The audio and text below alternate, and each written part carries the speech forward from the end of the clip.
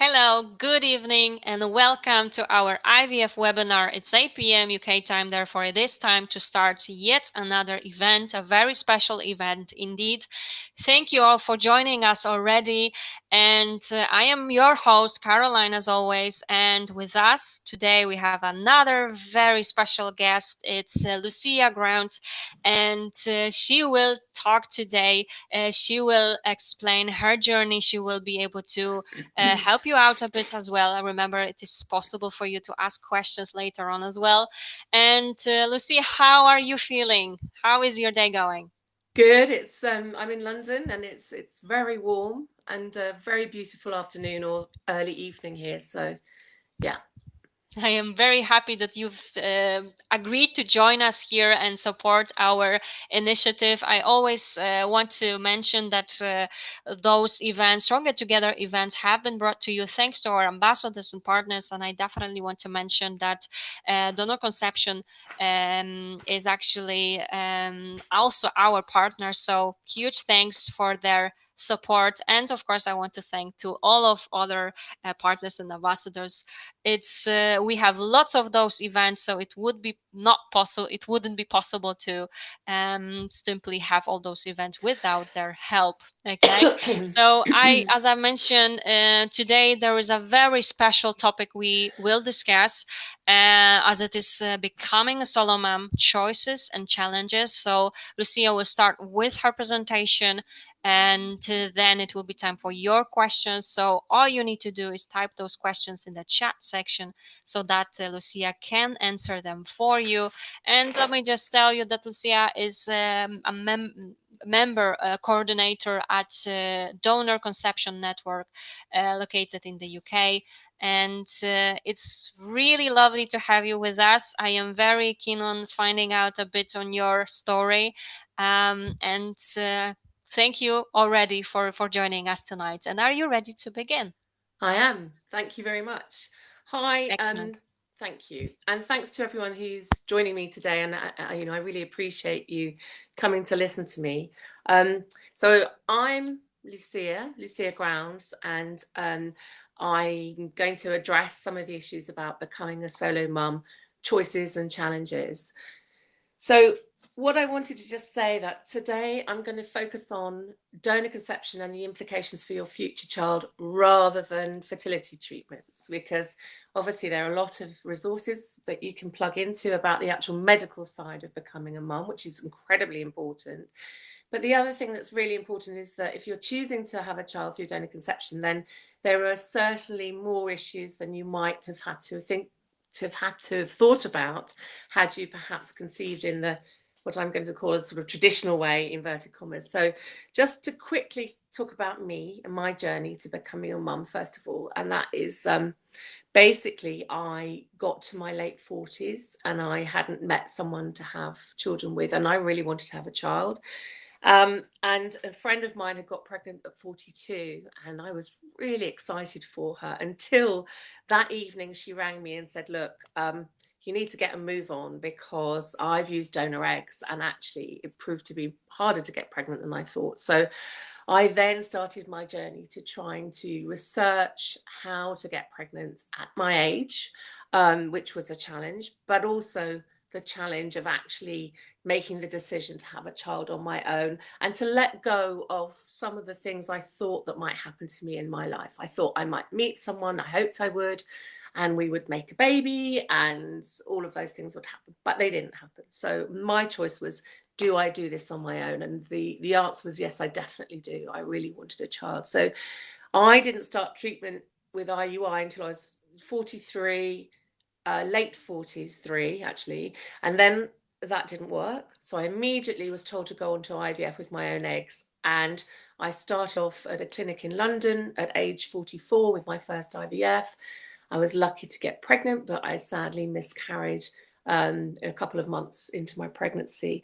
I then did two more cycles, one in the States where I went to New York to do basically so I could put more embryos back in because I understood that that would be better for my age. Again, I got pregnant, but sadly I miscarried again. And the same happened when I went back to a London clinic with my last try with my own eggs.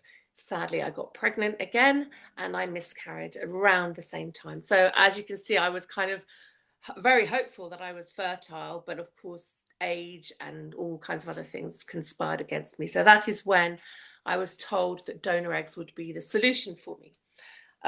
Before then, I'd already obviously chosen sperm donors as a single woman.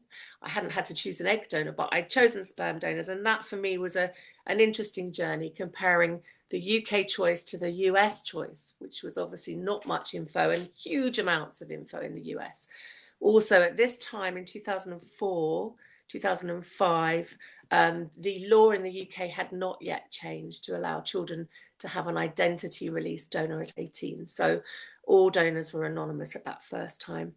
So then I moved on to double donation. And at the time in the UK, the waiting list for donor eggs was about 2 to 5 years. So as you can imagine, at age 44, 45, I just didn't have 5 years to wait. So at that time, one of the few countries in the world who did donor eggs was Spain. So I went to IVI Valencia and I did double donation. I didn't have any choice in the donors. They just gave me 2 donors and made an embryo. I got pregnant, but sadly I miscarried again at the same time. And I went on to do 2 more cycles in Spain. And sadly, I miscarried those 2 cycles. So I'd had, 6 cycles, pregnant on each one, own eggs, donor eggs, miscarried all of them. So this was very difficult. I'm not going to go into detail, but I did consult a couple of doctors who diagnosed me with some clotting and autoimmune issues. They were treated. And my final cycle with IVI Valencia, 2 embryos were replaced. I had donor embryos and they became my twins, Anna and Eddie. And I gave birth to them at 46. So that's my journey. And what I always say to people is, this is my story. And I really know in most cases, single women do not have that kind of journey. It's much more straightforward.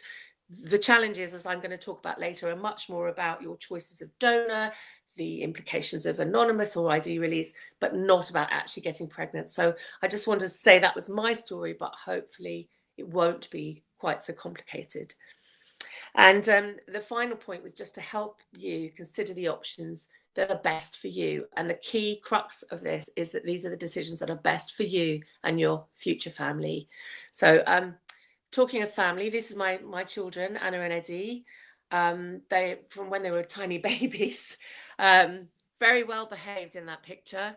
And to now nearly 14-year-old teenagers who, as you can see in the last 2 pictures, were not very keen on having their pictures taken. But that's my kids, my lovely kids, who are quite big now. So let me just talk about getting started. So what are the stages, really? I mean, I would say the very first thing is the thinking stage. And I'm sure you may be further along in that stage. You may have already tried. But many people are just at that beginning stage. What does it mean to be a mum on my own?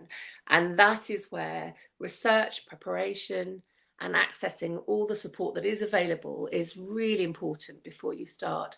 So, for example, DC Network, who I represent, have a fantastic network of over 600 single women, brilliant resource. And obviously lots of Facebook groups and other places that you can find information, webinars, etc. Counselling, although you do get implications counselling in the UK as a mandatory thing, you get usually one session of implications. You may also think about counselling as something you want to do psychologically because you're giving up what might have been. There may be some grief involved in that. Or you may be in a relationship that's recently broken up and you need to put that into perspective before you move forward. So those things can be very helpful. Choosing what method to conceive. Are you going to use a known donor, anonymous donor? Are you going to go into the UK? Are you going to go abroad? That might be harder now, obviously. And the basic factor here is you're recognizing that you're not just having a baby, but you're having a real person who will have feelings about their donor conception. So again, just to recap, preparation is so important because when you get to a good place after preparing, then when you move forward with confidence, that will have a really beneficial effect on your ability to tell your story with confidence to your child. So you don't want to say, well, look, I just chose a clinic and I went there and I didn't think about the implications and now I'm pregnant and you know, what does it mean for me? It's really great if you can talk about those issues before, so that when you do get pregnant, you really can embrace something very positive and, you know, have as few questions and as much support as possible. And that, in that case, there's certain things that are really helpful. One of them is the DCN preparation for parenthood workshops, which are available online. And the other thing is, this is a really difficult thing, and that's acknowledging your donor or donors as a real persons or person, and that the reality of DNA testing now means that you're more and more likely, hopefully, in many cases, to be able to trace your donor if you've used an anonymous donor. So this is something that I didn't really come to until I actually had a child. So I did it back to front, because the implications for my child, I had thought about it. I thought, look, I'm going to have a baby on my own. It's going to be obvious that I don't have a dad for my kids. And I was very clear, because I joined DC Network before I was pregnant, that this is something I really wanted to do. I wanted to be open and honest. I didn't want to keep secrets. I've got quite a mixed family of different fathers and different various combinations of people, and we're a very honest family, and it didn't feel right to me not to do that. And I also felt that if I'm taking this decision to have my child in this way, then it's up to me to sort of own that and to respect my child and to be proud of this option. You know, I'm a single mum. It's really hard. It's a brave choice. Everyone says, goodness, you're brave. And it is. It's a legitimate family choice. But there are differences, and your child won't have a dad in their life unless you use a known donor. And that has to be, I think, recognised and respected, that it's not something to worry about, to hide from. It's a real issue, and your child will bring that up eventually. At about the age of 2, my children started saying, why don't I have a daddy? And I basically, when they were born, I practiced telling them their story, because I found it very emotional. Like, I'd get quite upset about it, because I had quite a long journey to this. So by the time they actually could understand what I was saying, I'd already said the words. I'd used the word donor. I'd, you know, realized that we don't have a dad. I'd started reading books to them when they were about 2. So practice the telling even before pregnancy, when you're pregnant, you know, all those things you can do to think about that child who's going to come and grow and live and become a teenager and an adult. And so I think it's important to remember that this person is a genetic relative of your child. It's a genetic parent. Telling others, I was very open. Not everyone wants to be open. And when you're pregnant, certainly I would say, and before you get pregnant, I would say to be guarded about who you tell, because you're very vulnerable. You may have had losses. You may have had difficulties in a previous relationship, and you may be grieving for those things. And I think that it's perfectly fine to think about who you're going to tell carefully. Obviously, if you have a supportive family, it's great for them to know. And DC Network also produces booklets for you to tell family and friends to help explain your situation. But there's no obligation to tell others. Tell the child, yes. Choose who you want to tell. You know, it's up to you. It depends on your personality. It depends on how comfortable you are. If you have parents you've never spoken to because there's a lot of animosity, that may not be right for you to tell. But on the other hand, parents, grandparents are fantastically important for us as single women, because they can be the absolute bedrock for your child's relationships with adults, as well as uncles, of course, and aunties, all really important for children. So down to the choices of how you're going to make your baby. How am I going to be a single mum? You have options, obviously. First of all, is using a known donor. And for many DC children, that's considered one of the best ways to create their donor family. It's not always possible. It doesn't always work out. But many times, these relationships with a friend or an online resource, like Pride Angel, for example, can be incredibly successful. And it means that the child knows their genetic parent from the very, very beginning. The caveats to that are obviously online is not safe. There are men out there who are not, who don't have your best interests at heart and may pressure you to have sex, or just may have made hundreds of babies. So again, do your research, think about it, look at some of the websites for family lawyers, because again, if you find someone that you want to make a child with, what does it mean for your child? Will they be in the child's life? A lot of mums say, well, I only want the parent to see them once a month or at Christmas or at birthdays, but they forget that when your child becomes 4, 5, 6, 7, they will express that. If they know that person is their dad, then there's no reason why they wouldn't say, look, mum, I'd like to see my dad every weekend. So, it's not perfect, but it's like any relationship. You have to negotiate and you have to plan ahead. So that's just something to note about that. The UK, obviously, we now have ID release donors from 2005, which means your child conceived in the UK will have the right to find their donor at 18. Sorry, not 23, 18. Of course, that in itself, there's no guarantees that the donor will be available or alive, but the point is you are setting out with that hope that you will be able to make a connection with the donor. If you go abroad, then obviously most countries will have anonymous forever donors. And one thing to say about going abroad is, like, not all clinics are equal. So you may find a clinic in Spain, for example, like my clinic, they only gave me the age and blood group of my children's donors. Whereas if you go to another country or another clinic, they may give you height, eye colour, hair colour, all the things that can be really important to children. To children. So a quick summary of the UK clinics and abroad. The difference is UK clinics are ID release, as I've said. Beware though, because clinics import from US and Danish sperm banks, so they might have many half siblings. Free counselling with the UK. HFEA is a regulating body, which some countries aren't so good on regulating things. US clinics, expensive, but you can have known donors and huge amounts of info on your donors, which can be very attractive and good for your child.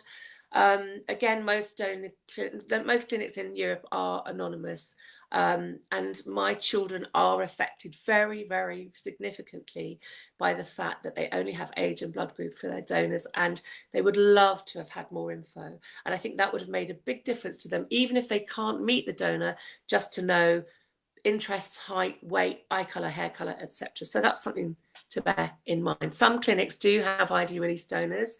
I'm just going to leave this up quickly because it's not exhaustive, because I think Russia, Ukraine do allow you to see children's donor children photos. South Africa does as well, but they don't have ID release. But these countries do have ID release donors available.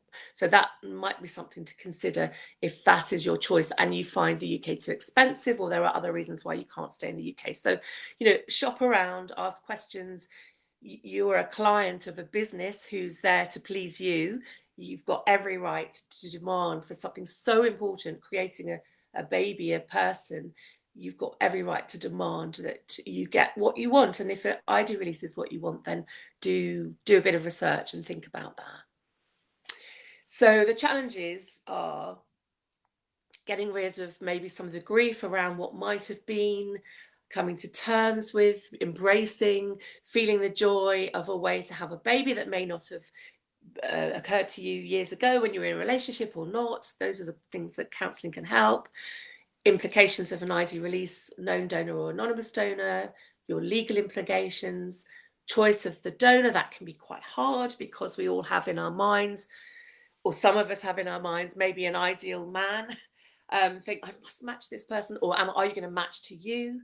I think one of the most important things is to try not to get too hung up about donor choice, because genes are very strange. My children, I've got a very fair child and a very dark child, same genetic parents, but try and think about perhaps other things about how your child may feel reading their description, or how do they come across as a person. Those things might be more important to you.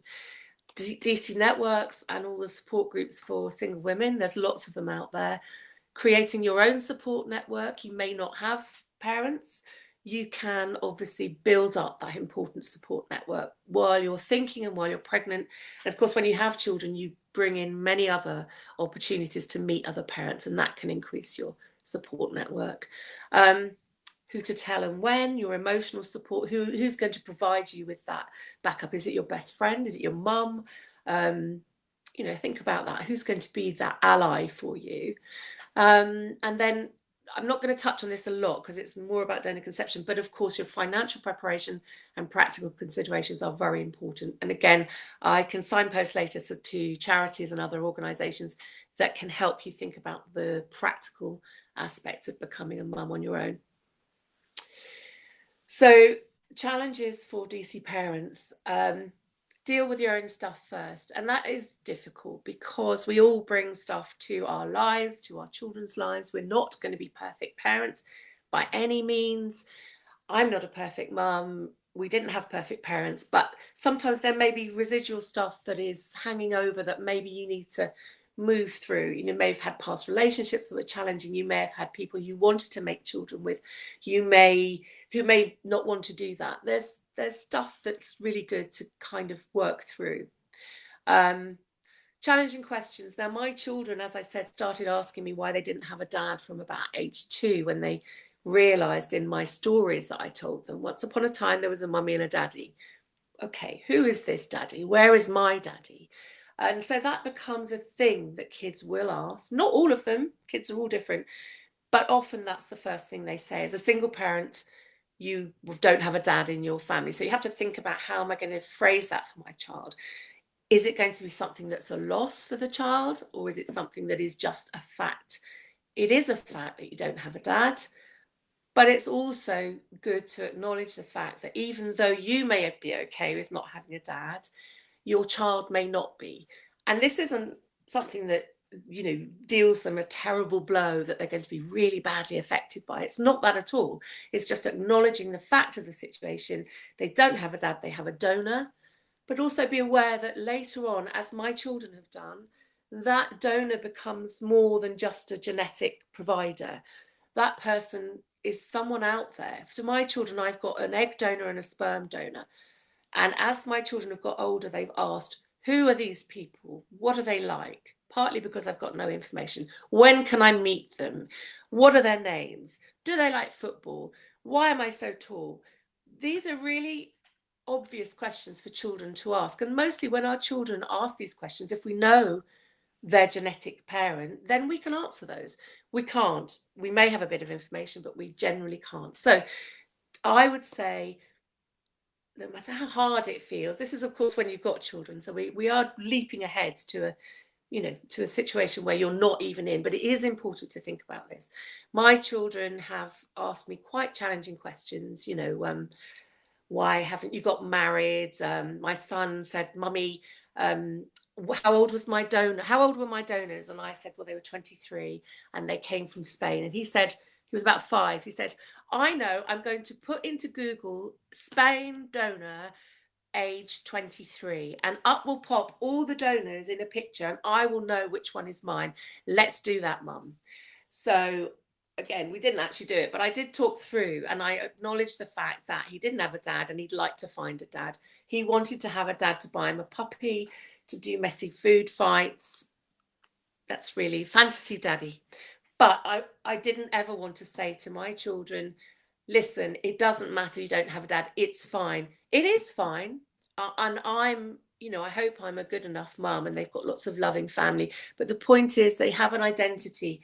And some of that DNA that made them is the person who gave that DNA is not in their lives. And that's important to acknowledge. You may have children who don't care at all about being donor conceived. And that is very common. Not all kids have angst about it. But there are periods in their lives where they maybe it comes up more for them, starting school, Father's Day, having their own children. These are prompts for them to talk about that. But just listen to them, acknowledge that, just support them. And I think that it really goes a long way to ameliorating some of the sadness they may feel about not meeting one of their parents, in fact, genetic parents.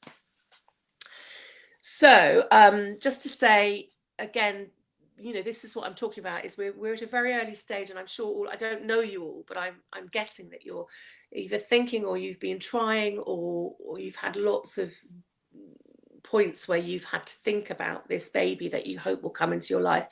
And the fact is that they're not babies for very long. They grow into people, and they grow into thinking and questioning people, and they will think and question. But it's partly up to us as parents to facilitate that from the very beginning.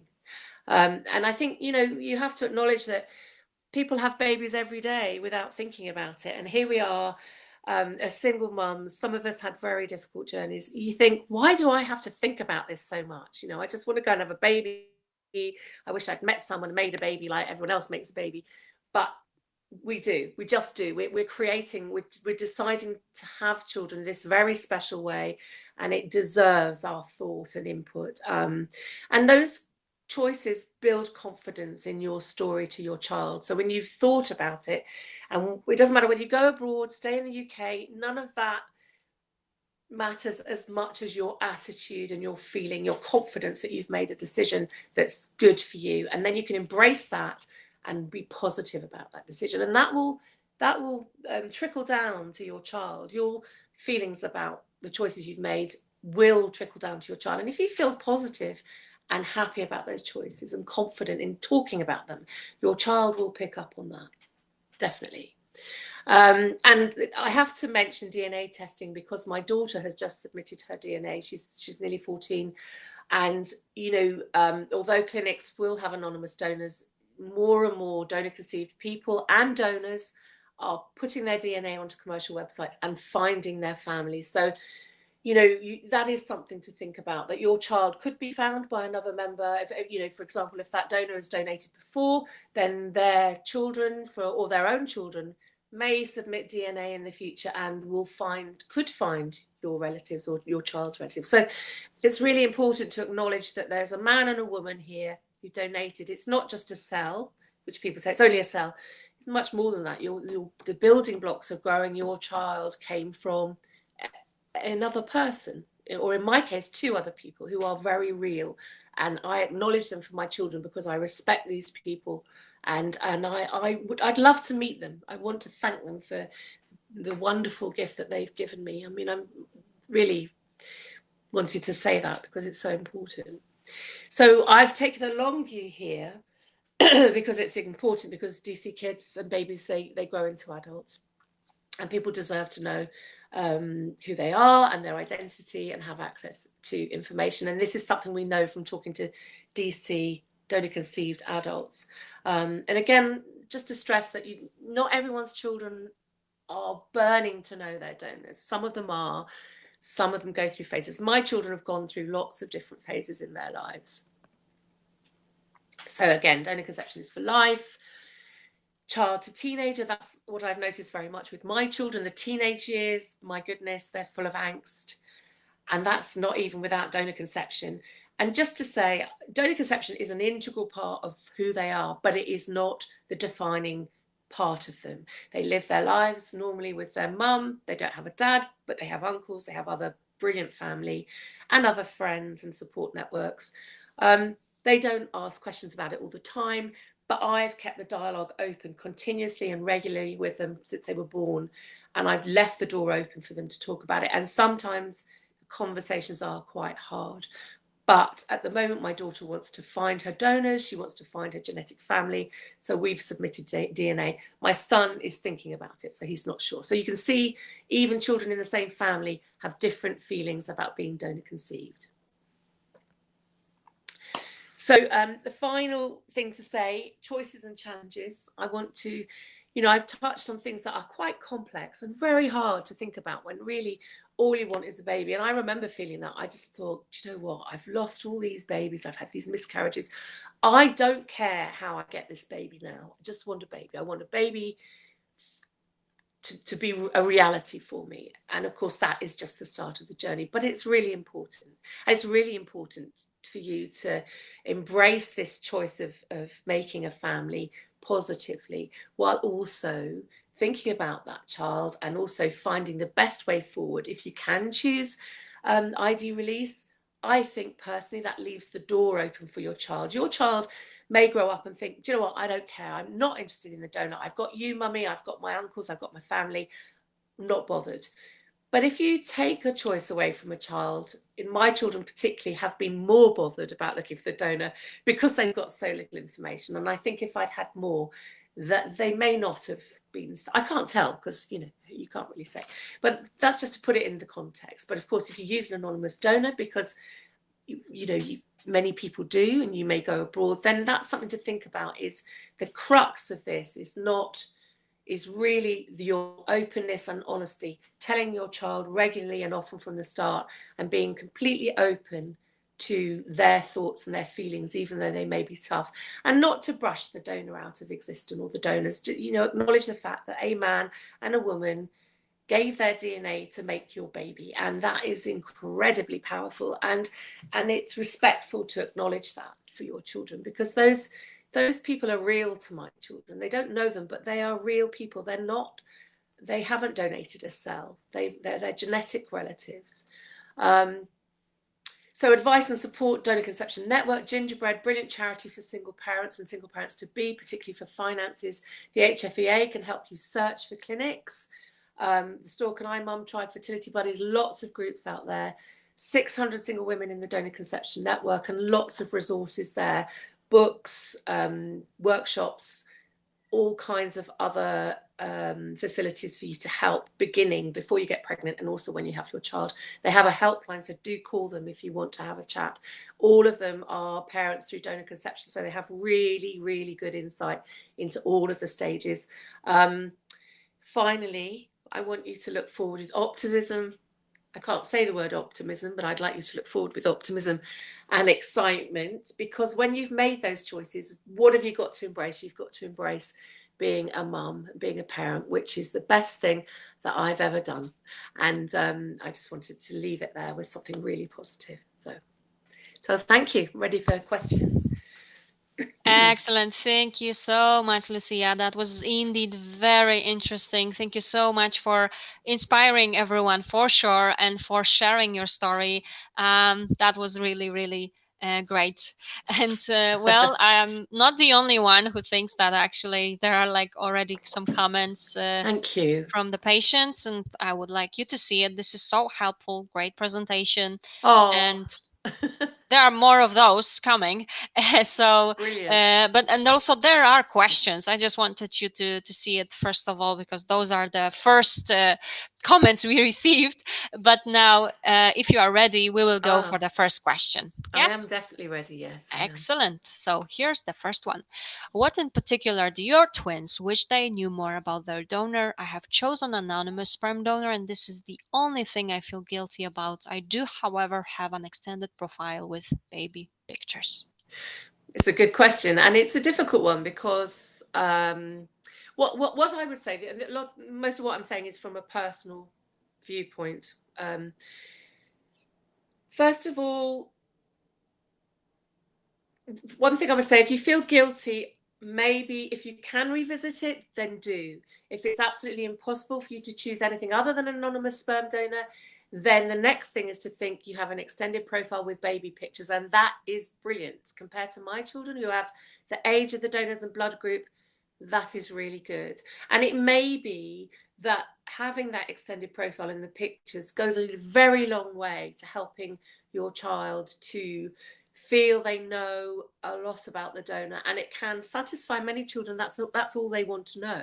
They may not want to know any more than that. But again, it may be further down the line that you use the DNA commercial testing if your child wants to find their donor. And again, don't feel guilty. If you can change it, then change it. But most people can't, and there's a reason why you've chosen this route. My strong advice is to get as much support and advice as you can. Start from the beginning with openness and honesty. You have a better position than many people with your extended profile and the pictures, and that's a great start. And later on, I would imagine if your child wants to, then DNA testing would be a way forward. But if there is a different way to not have an anonymous sperm donor, of course.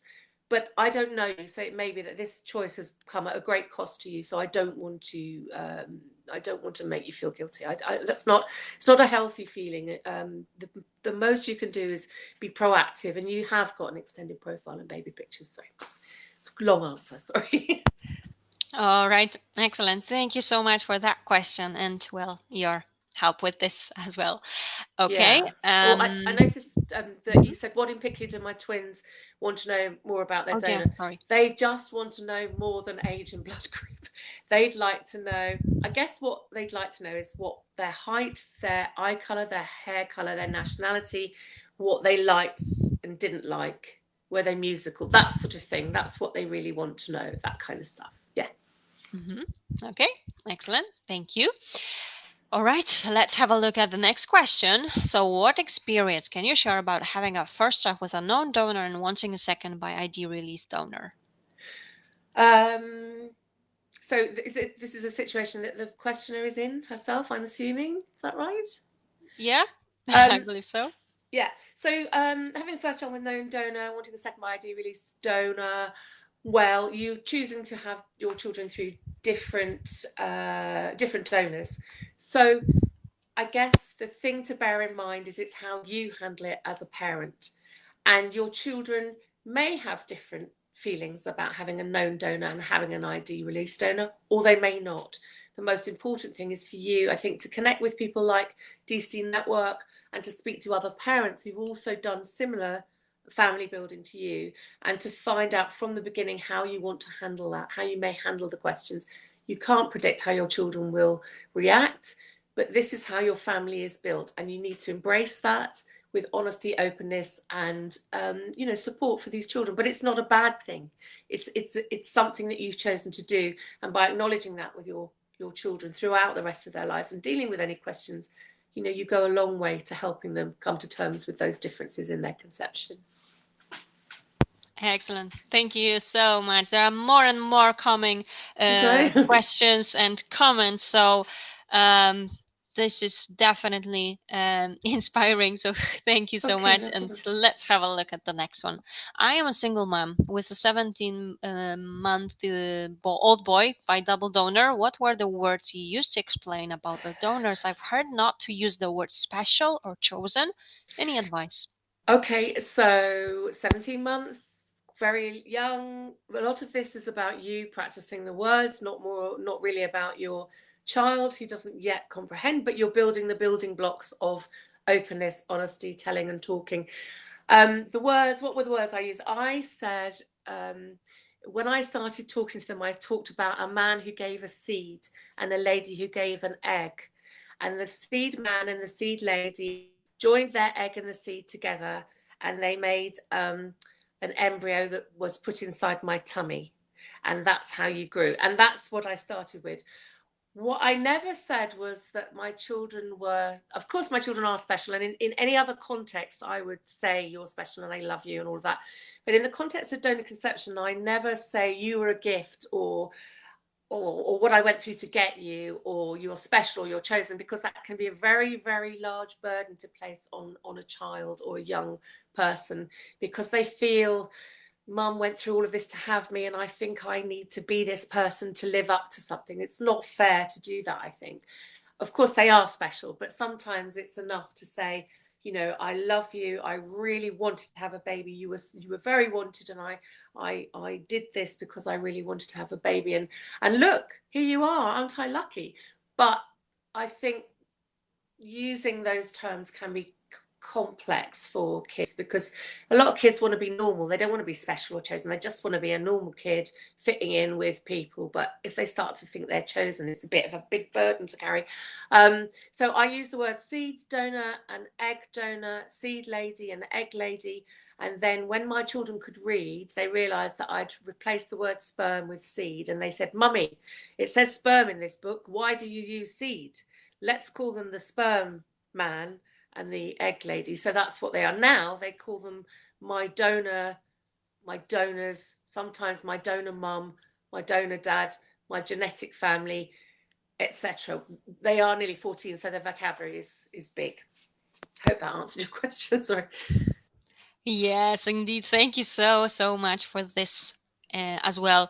Okay, there are more of those coming up. Okay, so let's Okay. have a look at the next one. So, you mentioned before about not acknowledging the donors as real people. How do you suggest doing that, particularly when the donors is anonymous?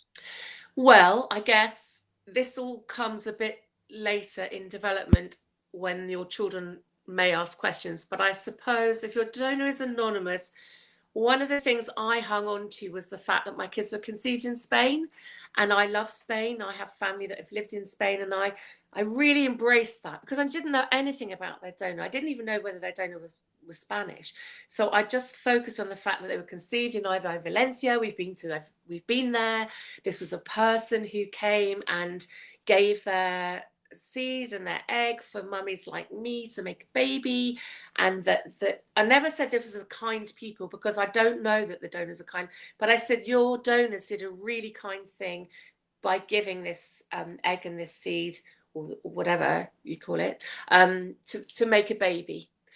And that's how I built up this picture as real people. I don't know these people, but they are real people. And sometimes as they got older, the kids would say, what do you think they look like? Or what do you think they like doing? And I just say, you know what, love? I don't know what these people are doing because we don't know them. But I hope that they're having a happy life. And I hope that you might, that I don't actually, I nearly fell into the trap there saying, I hope you might meet them one day, because that is problematic too.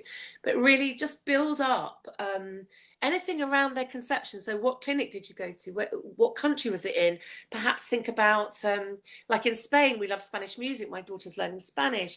Maybe if it's Czech Republic, you could look at their football teams. I don't know. But you're building up a picture of a real person who went to a real place and donated real genetic material to make a child. So, it's a story. All right, excellent. Again, thank you so much for this. Okay, let's have a look at the next one. So, do you have any advice when it comes to the existence of donor siblings and how to handle this subject? Yeah, it's quite tricky, and it depends on you as a parent, and it depends on your children and how they feel about having siblings. You may, if you're in the UK, and maybe in the US, but certainly in the UK, you'll be able to find out whether your child, your donor or donors have created other children in other families, the gender of those children and the year they were born. So that information was available to your child. And it's up to you, I guess, when you introduce that into the conversation. I think many parents introduce that really quite early on. So when they talk, if they read the DCN, the Our Storybook, for example, they talk about the donor, they may introduce the idea that there may be other children born from the same donor. But I think perhaps that's something you might judge as a parent of the kind of comprehension your child has on a personal level. But it may be something that would be introduced a little bit later, when they have a grounding and understanding about donor conception. So for my children, I don't think we spoke about that in detail until they were about 6 or 7, and they weren't interested.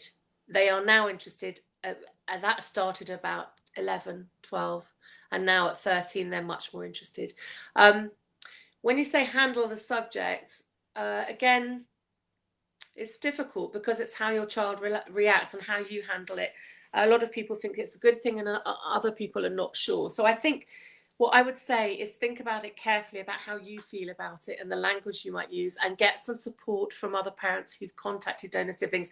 DC Network will put you in touch with other parents who have done that. And I think it's good to talk to others, really, because I can only speak from my own experience. All right, excellent again. Thank you so much for this. Okay, you have kind of mentioned this already, but do you call the donors donors? Yes, I call the donors donors, but I also am aware that as my daughter has submitted her DNA, she understands more and more the genetic relationship. This has taken a very long time, and she's nearly 14. So when I started, the book said donor, I said donor. I didn't say sperm donor, I said seed donor and egg donor. And sometimes I use the word man and lady, but generally I've said donor, and that's been the language that we've used. It's only now changing in their teens, which is recognizing that these people are their genetic parents and their genetic relationship. But that took a long time to even begin to be understood. So yes, I call the donors donors, but it's up to you, and eventually it'll be up to your children what they decide to call their donors. Yeah. Okay, excellent. Thank you. All right, so I really feel that the search for the perfect donor is definitely giving me a good excuse not to push ahead. I need to get over the fact that there may never be a perfect one. Any advice? Yeah, there's nothing perfect in life. We're never perfect parents. We are good enough parents, and sometimes good enough is enough to go forward. And I think talking to other mums who've already had their kids about how they chose their donor can be helpful. It's sometimes useful to make a list, to look at it on paper. It's easy for me to say because I already have children. I understand how hard this is to choose someone who's going to be the genetic parent to your child.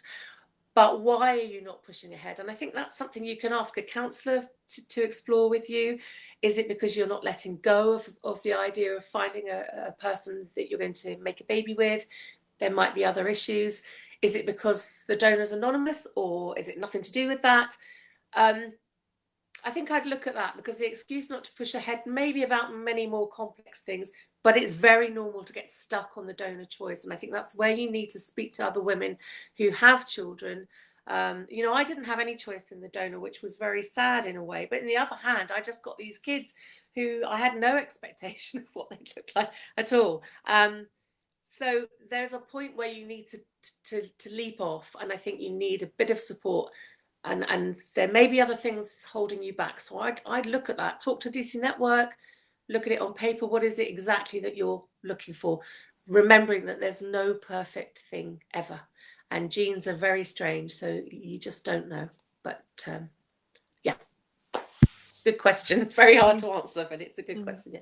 Definitely interesting, but definitely thank you so much for that advice. I definitely think it's useful. All right, there are more and more of those coming up, so let me go to the next one. So, did you ever consider adoption? I can imagine that process would have similar challenges. I did very briefly consider adoption, but at the time it was quite hard for single women.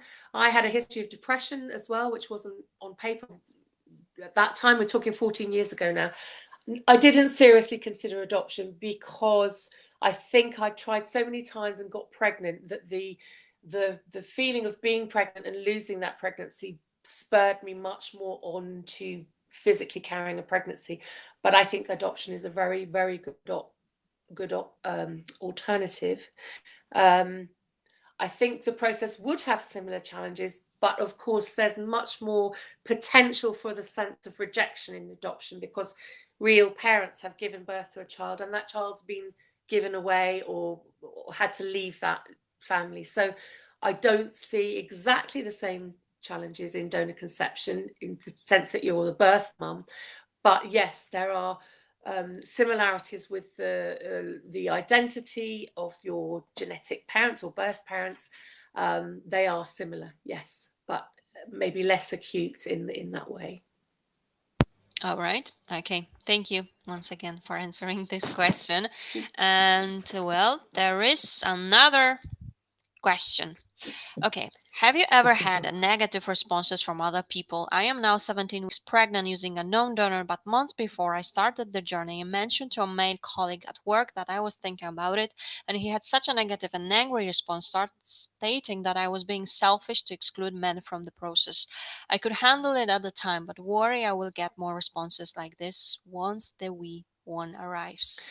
This is a really legitimate concern, and I'm really sorry that you had that, especially when you're pregnant, because you're very vulnerable. What can I say? Well, you're not excluding men from the process, are you? You're using a man. You're using a man to create a baby, so you haven't done that. That's his stuff. But I have to say that in all the time that I've been with my kids and revealed that I'm a single parent with donors, I've never had any negative reactions. But what I would say is, this is where it comes to telling. You're pregnant and you're vulnerable. Do you have to mention it to your colleague? I don't know. Some people are very open and honest, but that relies on you perhaps having to kind of educate people who have knee-jerk responses to things they don't know anything about. I would just say, try and protect yourself. I think I really feel for you, because this is really awful at 17 weeks pregnant. But I think maybe think about perhaps some responses that you have for people that you know very well. For example, for family and friends, there are things that you can give them to read.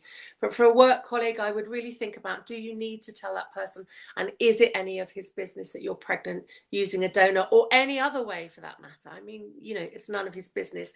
And maybe there's a sense of becoming more private and more protective while you're pregnant. When you have your baby, then you can again decide who you tell. But not everyone needs to know. Of course, you're at work, people will ask, but I think, try and protect yourself a bit.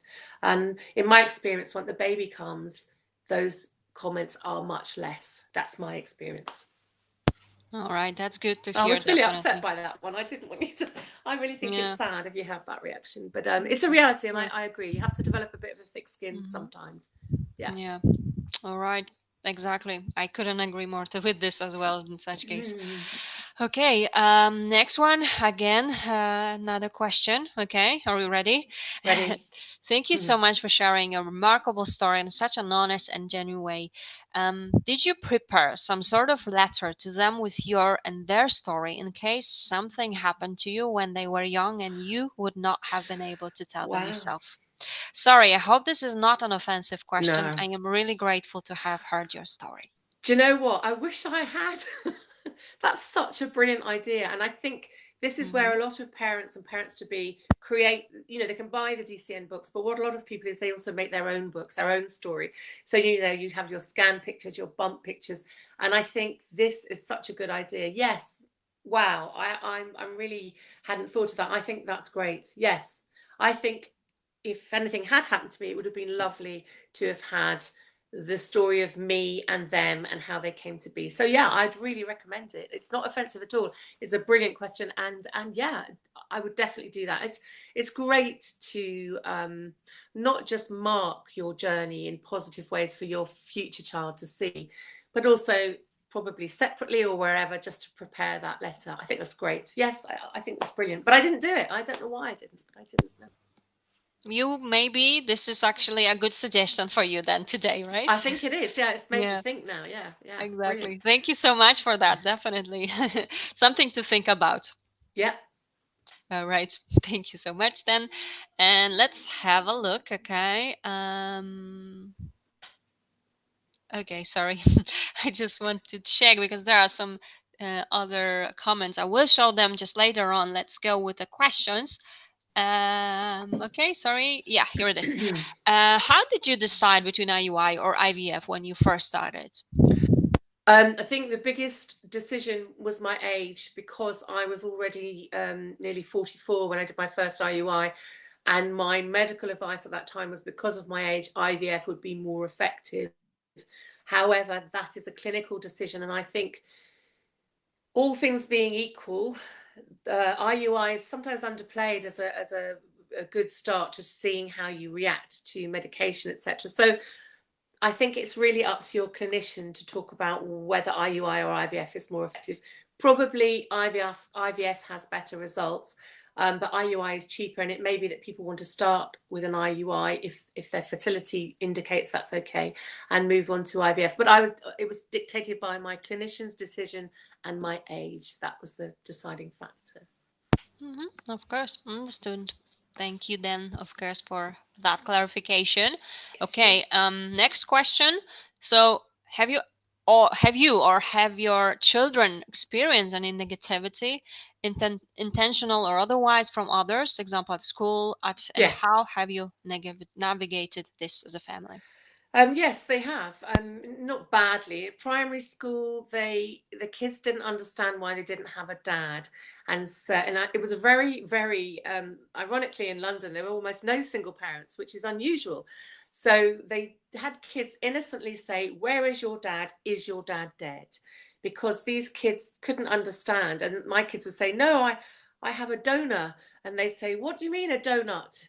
Your dad is a donut." And then they come home to me and say, "Mummy, it wasn't devastating to them, but it was irritating because they were too young to really explain. So what I did was every year I went to see the class teacher with my book, and I went to explain about the language that we used and the donor conception and all of those issues.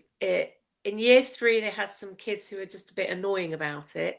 And so the teacher did a circle time about different families, and they never got asked anything again about it.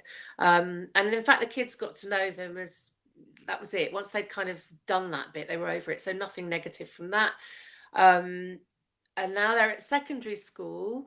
They've told the teachers, so the teachers can support them, but they now decide who they tell. So they're 13 years old, and neither of them have told their friends they're donor conceived because it's not come up and it's not important, and loads of their friends have single parents. So that's how they deal with it. Any negativity for me, not really, no. I'm lucky. I live in London, so it's a melting pot of different families. I think that's lucky. If you live in a very rural area, it may be that there is some negativity, but generally it's how you handle it, I think. But you need to step in as the parent and handle that for your kids, really. All right. Thank you. Excellent advice. Again, thank you so much for this. Okay, there is another question ready. Yes. With some more information as well, as you can see. Thank you so much for this talk. I am 4 weeks pregnant with a double donor baby and don't personally know anyone who has used a donor or is a solo mom by choice, so this feels reassuring. I chose open ID donors, and after hearing you talk, I'm glad I did. I'm so thankful. However, I've been nervous about the kind of relationship my child may want with their donors. Would you encourage this? Just leave it up to my child to decide? Yeah, congratulations. What I would say is definitely join somewhere like DC Network or some of the online groups for women with double donor pregnancies and babies, and that will give you a bit of support, because you do need it as a single mom, regardless of how you conceive your child. You do need the support. The kind of relationship my child might want with their donors, I think you have to. This is hard because you go through phases in your child's life where it feels difficult to have the conversation sometimes, and sometimes it's much easier. I think I haven't been nervous about the relationship with the donors because I don't feel that the donors are parents. I'm my children's parent, and they know I am. They have acknowledged that, and when I've questioned them and said, do you, my son, at one point my son said, "Are you my real mum?" And I said, "Oh, I think I'm your real mum, And he said, "But are you sure?" And I said, "Well, who do you think is your real mum? Do you think your egg lady is your real mum, your donor?" He said, "No, don't be silly." He said, "You're my real mum." So anyway, I found out he meant genetic mum because he didn't have the vocabulary to say that. So he is very clear, and so is my daughter, that I am mummy. There's no other mummy, it's me. But they understand that someone genetically is related to them, but they don't want to necessarily even meet their donors. They just want to know a bit more about them. So, but I understand many people are quite worried about their children forming a relationship, but actually it's very often children who have had not been told and found out by mistake or by someone telling them when they're adults. That often tends to be people who want to go and seek out their donor. But generally, no, I encourage it because I want them to feel complete in their identity, and it's something that they want to do. And I love their donors because of what they did for me. So I don't feel worried about that. All right. Okay. Thank you again for reassuring everyone here as well. Okay. Next question is, do your children have the same level of curiosity about both of their donors, or more about the sperm donor because of not having a dad? Yes. The answer to that is yes. And that's one of the reasons why we don't often talk about the egg donor that much. We talk about the sperm donor because the sperm donor is the figure that's not there. They have a mum. I'm their mum.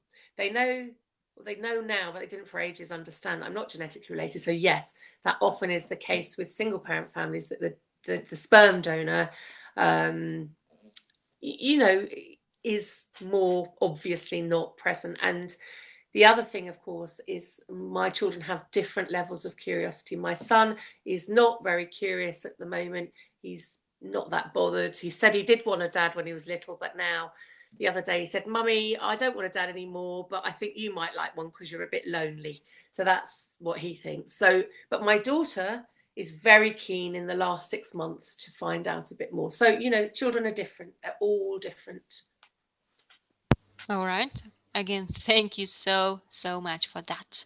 Okay, well, next question is actually, how did you find occasions like Father's Day and the children playing a sport, etc., and fathers of their children supporting them? This is also so informative. Thank you very much. Well, yeah. So Father's Day, again, I prepared the teachers right from nursery actually, and they did uncles cards for my brothers who they're very close to. So we did. They just sent my brother Father's Day cards because he's a father, of course. Sometimes they did a Father's Day card for me because they felt that I fulfilled both roles. So I had two Mother's stroke Father's Day, which was really sweet. What I also found that when the kids started school, then I was very involved in the network of parents, and often my kids did things with the dads. They had dads camping, they did other things with my brothers. And again, you can find ways to fill that. I'm not sporty, and my kids play sport at school. They found clubs. There are ways of doing that. Not everyone has a dad. Even not donor conceived kids have a dad. So, it's just a question of building your support. Who's in your community? What safe dads, obviously, are around to help your kids, particularly sons. I have to say, I actually supervised my son's first shave the other day, which was quite a moment, but I had to get advice from my brother on how to do it first. So, you find a way. You'll always find a way. Okay, excellent. Thank you so much again for that. Okay, next question is here. I have a chronic health condition and function quite well, but life can be challenging because of this. I have had one failed embryo transfer and I'm considering another. Any advice? Well, I mean, it's very difficult. I'm not a medical person. Life is challenging because of clearly because of your chronic health condition. You don't say what it is. What I would say is, if you have a specialist or a fertility clinic that you're working with, I would go and talk to them about your health condition and how it affects you long term. Also, whether your chronic health condition potentially affects any pregnancy, because some health conditions do affect implantation and miscarriage, for example. So I'd have that conversation with your doctor and your clinic. And I would also look into your planning to have a child, and not just a baby, of course. Children grow up. What support networks do you have? What can you put in place for that? And that's what I would do if you can. Counselling as well, to perhaps look at the emotional side of having a chronic health condition and having children. I mean, I can't say about your continuing to have another embryo transfer. That's your decision. But I would get that support from your medical people, from psychological, from your support network. Look at all of those and think about that and get as much support and information as you can. And lots of luck to you. All right. Exactly. Thank you so much. Fingers crossed. And sorry, there is, I think, follow up from Alison. Yeah, I asked this question, I meant regarding child. Okay. Oh, it is ME. Okay. Yeah. Right. Child ring. Okay. I mean, I know that autoimmune issues can affect pregnancy and implantation, so I would definitely see a specialist about your ME and its effect on implantation and pregnancy. That's one thing, so that's medical advice. Child rearing, again, I don't know you personally, but I think with any chronic issue, chronic condition, you're looking at your support network, which is really important. Who have you got in place, whether it's outside agencies or whether it's your parents, or those are the important things. And I mean, even without a chronic condition, we all need support in helping rear our children. So I hope that's answered your question, because I think it surely does, as you can see. Thank you. Okay, good. Excellent. Thanks so much again for that. Okay. Let's have a look. Of course, we do have more questions. So here's the next one. Did you find people were judgmental as you were an older single mom? Not really. I don't know. I was probably more judgmental myself about it, to be honest. I felt a bit self-conscious, and I'm 60 and I've got teenagers, so I kind of feel what do I feel? I feel amazingly young, actually, and I have to say that having a child, there's many ways that my children keep my mind young because I'm engaged with their day-to-day life, which is very exciting. Well, sometimes it's not always very exciting, but it mostly is exciting. People weren't judgmental, but again, I suppose you have to think about society and choices that we all make that may be difficult for some people to handle, and for you to just think, do you know what, it doesn't matter, this is my choice and I am doing life the way I want to, and it's not, you have to be a little bit thick-skinned about it. But no, I haven't had any judgment. I've had mainly surprise and people going, wow, you're very brave. The downside is that many women have said, wow, you had a baby at 46, that's brilliant, that means I can have one. And then I've had to be quite honest and say, I haven't been successful with my own eggs. And then that is not judgmental at all. They then become really grateful that you've told them that info. So the answer is no, but there are judgmental people in the world and they may judge you for anything. So I would say that, really. All right, of course. Thank you so much for that. Actually, there is just additional thing here. I'm older and worry about my age. Yes, I feel very judgmental of myself. Thank you. That was Okay. from the patient, of Well, course. I'm gonna be quite honest and say, what am I going to say? But looking at child rearing in your late 40s and into your 50s and 60s, it is quite hard because I went through the menopause at the same time as having quite small kids, and also my mum got really ill at the same time. So there are certain kind of sandwich generation issues that when you're an older mum, it will be tougher. I think it could be tougher. I think this is where support networks come in, and you have to be really honest about that. Have I got good support networks? You do have to also think, you may have to face the reality that you won't be around for your kids into some of the milestones of their lives if they get married or whatever, have grandchildren. But again, I think you have to focus on what's right for you, because you're the one who's going to have this child, and be judgmental, but in a kind way. Think about it carefully, like you do for anything else, but try not to be judgmental, because it's harmful, and I think it's not always helpful. But be realistic. That's what I would say. Be realistic and talk to other older mums, definitely. Okay, excellent. Thank you so much for that as well, because there are like some more comments on that. Actually, I have always been told I am. No one has judged me and think that I have done something amazing, and I is all and say brave. Yes, good. You are brave. So, and there's one more. I feel proud at 46 being a single man. Yeah, I felt proud too. I felt amazed. I was so delighted that this technology existed to have my babies. I didn't plan on having twins, but I did. And yeah, I'm still, immensely proud of what's happened. And people have been really kind, and it is a brave and wonderful thing to do, so good. Yeah, I'm really glad to see that. Yeah, that's true. Okay, we do have like few questions left, but then we have lots of comments that I will show once we finish with the questions. Okay. So my clinic advised me not to tell many people because it's the future child's info to share, not mine. What do you think? Surely the mom needs support too. Yeah, I think your clinic's advice on a personal level is very outdated because, well, let me think about this. Because if you think about anything in your child's life, for example, if you were only to tell your child how to cross the road when you thought they were ready to do it, in other words, you never taught them to cross the road until you thought, well, I think at age 10 they're safe to cross the road, but never before did you ever explain what a road was and what the cars were and how it was dangerous. It would be a bit strange to send your kid to a motorway and say, okay, that's it, cross the road now, you're you can do that. You are your child's parent. We are always responsible for our children's information, for what we share with them, what we tell about the world, and that includes something as important, so fundamental to the way that they were conceived, and the fact that they have a genetic parent or genetic parents. So when children are young, you have to take control and tell the story. Eventually, it will be your future child's info to share, but that is a long way in the future. Don't forget, it's not until at least 8 years old that children have the remotest understanding about relationships, probably don't really understand donor conception for that. That's why you have to keep telling them again and again and again.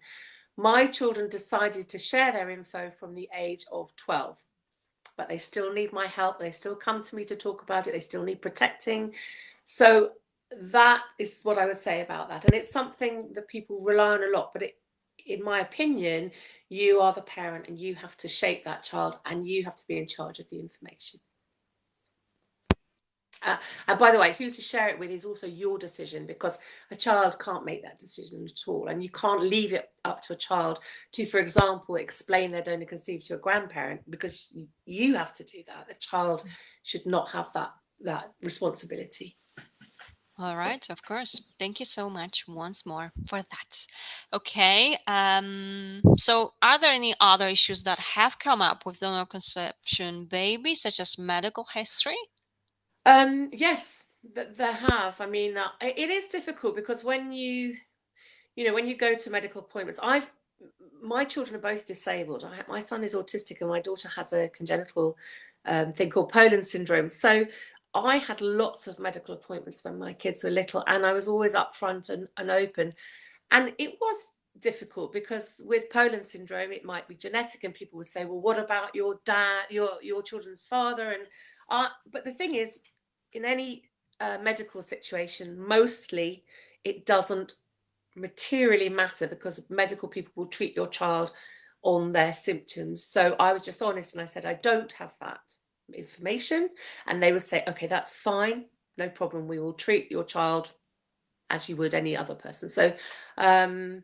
So that's it, really. I was always very open. I was open with the midwife, I was open with the hospital, I was open with everyone, because there's also a slightly higher risk of preeclampsia with egg donation pregnancies. So it's really important that you're honest with your medical support people, because it may have repercussions that are not great, really. So I just say be honest. Yeah. Of course. Okay, thank you again for that. All right, next question is, so having just made my decision to go solo and use a sperm donor, I am waiting for my first consultation. Any advice on questions to ask? First of all, I think there's a lot of information online.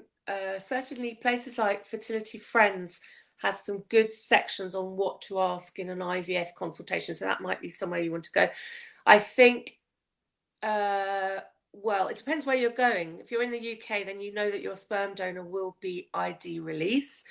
You may want to look at the clinic or the bank that your sperm is coming from, because some sperm banks also donate to many other countries, so there may be other half siblings.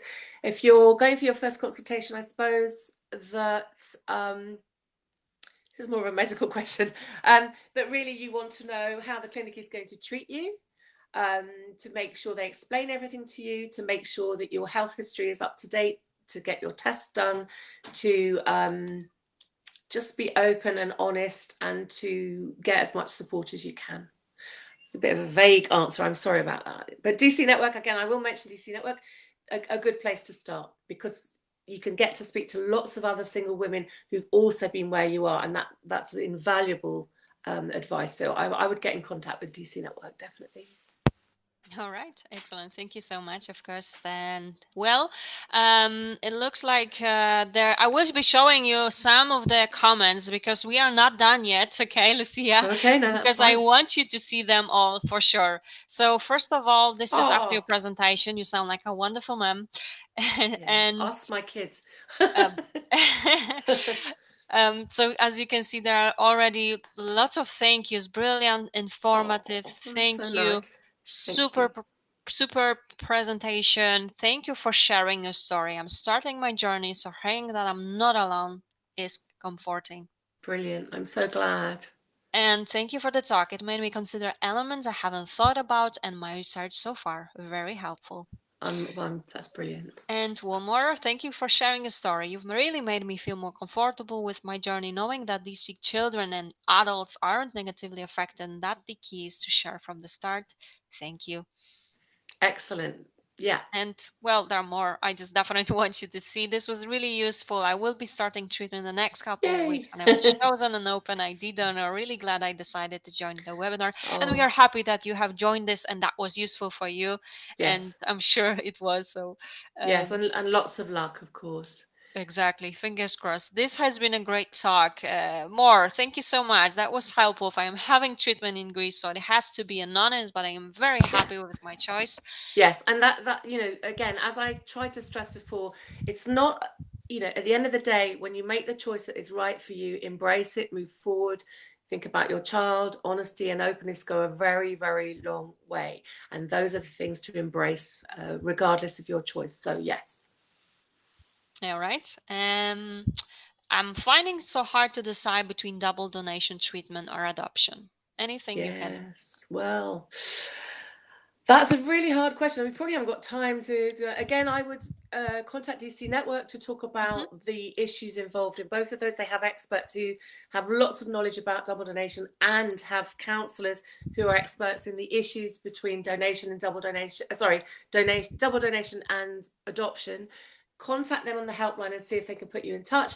Again, it's a really personal choice. I haven't got time to go into it, I don't think, but I think adoption may have more issues in the sense that there may not be babies to adopt, and the children that you do adopt will have possibly extreme behavioural issues or difficult backgrounds. You have to factor those things in. It takes a very special person to be an adopter.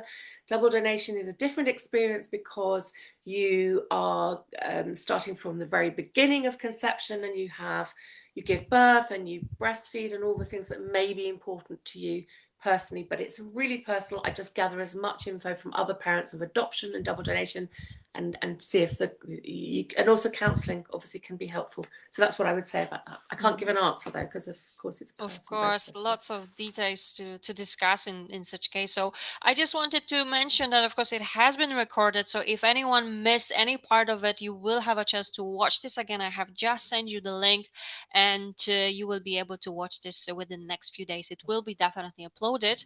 And well, if you would like to get in touch with Lucia and get some more details from her and just have a discussion, I am sure she will be happy to do so. So again, you can use the link. There is an option to ask your question, and that will be sent to Lucia as well. And well, as you can see, there are more so positive and really open and honest, very refreshing. I can continue surely because there are more informative and honest. Thank you so much, Lucia. It's given me consideration that I didn't think of. Thank you so much for giving such an honest and balanced presentation. It has been very, very helpful. And again, this has been such an amazing webinar, the best so far. It surely has helped me to solidify my decisions. Wow. I agree. Best one so far. That's so lovely. I really appreciate it. And yeah, it's been a pleasure for me to do that. Yeah, I can show you more of those. Beautiful presentation, great info for someone starting their journey like me. Yeah.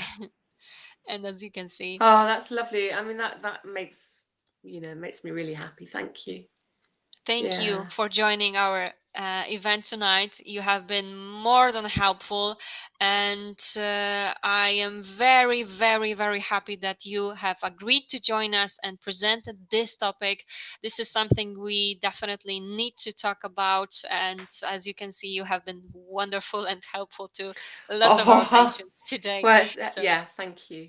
Thanks So all of you. Thank you so much. And so, well, I just want to remind you that if you would like to get notification when the video is uploaded, all you need to do is just simply subscribe to our YouTube channel. That way you will know.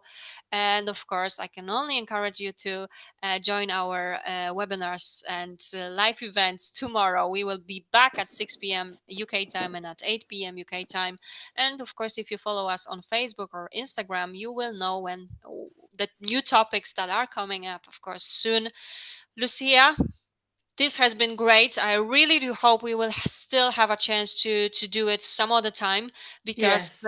as you can see, there is a much needed Yes, it's group great. here that is looking forward to this, I'm sure, as well. Oh, thank you. I really appreciate the opportunity. Thank you very much for that.